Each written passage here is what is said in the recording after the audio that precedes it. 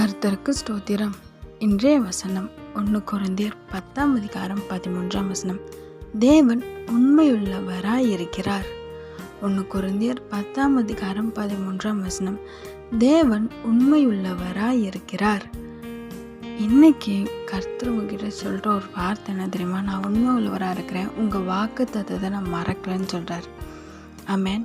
நீங்கள் நினைக்கிறீங்களா, ஏசப்பா எனக்கு எப்பயோ வாக்கு கொடுத்தாரு, இன்னும் நடக்கலையே, வருஷம் ஆயிடுச்சு, அவர் மறந்துட்டாரு அப்படின்னு நினைக்கிறீங்களே.